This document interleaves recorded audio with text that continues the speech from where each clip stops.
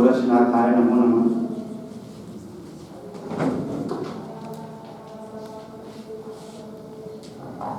इस 3 दिवसीय अंतर्राष्ट्रीय संगोष्ठी में इस सत्र में उपस्थित हम सभी के अभिभावक प्रोफेसर राजवंत राव सर और नेपाल से आए डॉक्टर भागवत ढकाल सर, सिद्धार्थ विश्वविद्यालय से डॉक्टर अविनाश प्रताप सिंह सर, हमारे दीनदयाल उपाध्याय गुरुकुल विश्वविद्यालय से doctor Padmaja Singh ma'am, doctor Vinod Kumar Singh sir, doctor Vinod sir और रमाकांत दुबे सर, और ये हमको मौका देने के लिए डॉक्टर इक्ष्वाकु प्रताप सिंह सर का बहुत बहुत धन्यवाद और आप सभी प्रबुद्ध श्रोताबिंद को बहुत बहुत आभार।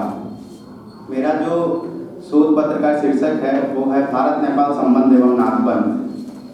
मैं यहाँ इस शोध पत्र को प्रस्तुत कर रहा हूँ, इससे पहले मैं ये बता देना चाहता हूँ कि जिससे पढ़ के ये विषय मैं थोड़ा बहुत समझा हूँ वो भी हम सभी के मध्य उपस्थित हैं, डॉक्टर पद्मजा सिंह मैम। इन्हीं के शोध पत्रों को पढ़ के मैं इस विषय को समझ पाया हूँ और यहाँ पे इस सामरिक के रूप में इसको प्रस्तुत करने का प्रयास कर रहा हूँ। भारत नेपाल संबंध एवं नाथबंध, हम अगर देखेंगे इसके मुख्य बिंदु पे तो इसके ऐतिहासिक पृष्ठभूमि, भारत नेपाल संबंधों का महत्व और भारत नेपाल संबंध में नाथबंध की भूमिका, वर्तमान परिदृश्य और निष्कर्ष। ऐतिहासिक पृष्ठभूमि अगर हम देखेंगे तो भारत नेपाल का ऐतिहासिक पृष्ठभूमि अनादिकाल से है और कल उद्घाटन सत्र में मैं डॉक्टर भागवत ढकाल सर को सुन रहा था। उन्होंने कहा कि जम्बू द्वीपे भरत खंडे आर्यावर्ते भारतवर्षे तब जाके नेपाल प्रदेशे, तो इस तरीके का भारत और नेपाल का संबंध है।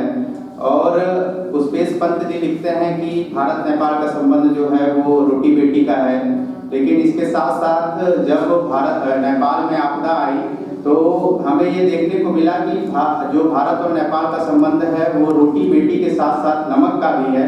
इस तरीके से भारत नेपाल का संबंध अनादिकाल से है। भारत नेपाल दोनों एक ही हैं, इसके रीति रिवाज एक है, संस्कृति एक है, पहनावा एक है और इसके जो भाषा है, चाहे वो नेपाली हो चाहे वो हिंदी हो, वो दोनों ही संस्कृत भाषा के अपभ्रंश से होके निकले हुए हैं। तो इस तरीके का हम दोनों लोगों में संबंध है, दोनों एक दूसरे में गुथे हैं, बुने हैं, इस तरीके का भारत नेपाल का संबंध है। अगर हम भारत नेपाल संबंध के महत्व को देखेंगे तो हम इस वैन आरेख से देख सकते हैं कि किस तरीके से भारत नेपाल का जो संबंध है वो दर्शाता है।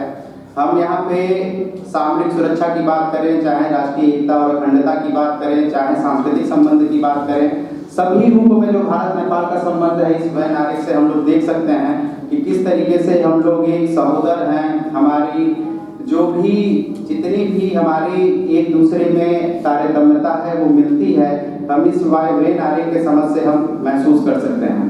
अभी आज के समय में हम भारत नेपाल संबंधों का महत्व देखेंगे तो हमारे लिए नेपाल एक बफर स्टेट के रूप में है, जो हमारी लगभग 1800 किलोमीटर की जो खुली सीमा है वो एक दूसरे को जोड़ती है, जिससे हमारे भारत के 5 प्रदेश उससे मिलते हैं। और अगर हम नेपाल के ऊपरी हिमालयी भाग को देखेंगे तो वहाँ पे हम देखेंगे कि जो चीन है वो चीन एकदम नेपाल के निकट आ गया है।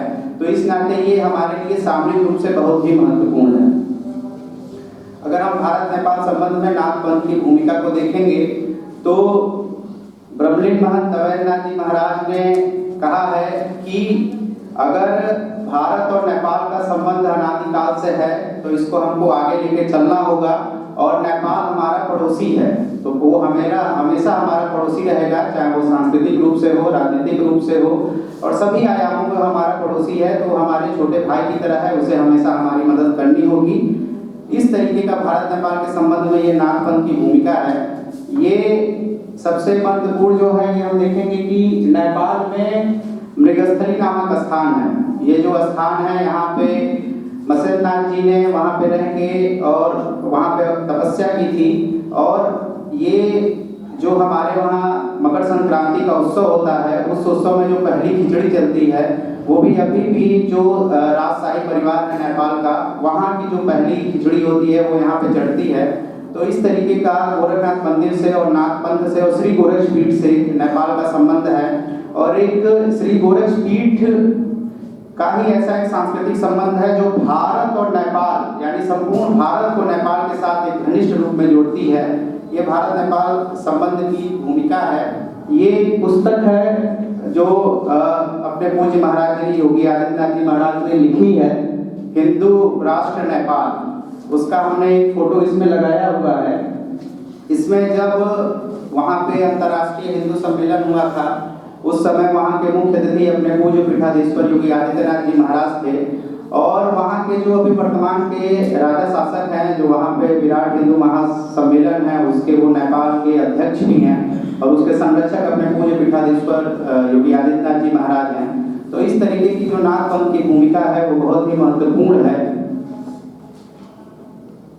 ये वर्तमान परिदृश्य जो आज के समय में चल रहा है, अभी हम लोग देख रहे होंगे, हमारी ये संगोष्ठी हो रही है, तो ये राम मंदिर है, उधर पशुपतिनाथ मंदिर है। तो नेपाल के बिना भारत के धाम और राम अधूरे, ये श्री नरेंद्र मोदी जी का वक्तव्य है। नरेंद्र मोदी जी जब भी नेपाल जाते हैं तो एक वहाँ से अलग प्रकार का जितनी भी संबंध है वो हम लोगों को देखने को मिलता है। समय का अभाव है, नहीं तो मैं पूरा इसको विस्तृत रूप से बताता। और अभी वहाँ के प्रधानमंत्री जो हैं वो कुछ ही महीने पहले भारत आए थे, तो उन्होंने भारत नेपाल संबंध में बाधा नहीं बनेगी सीमा।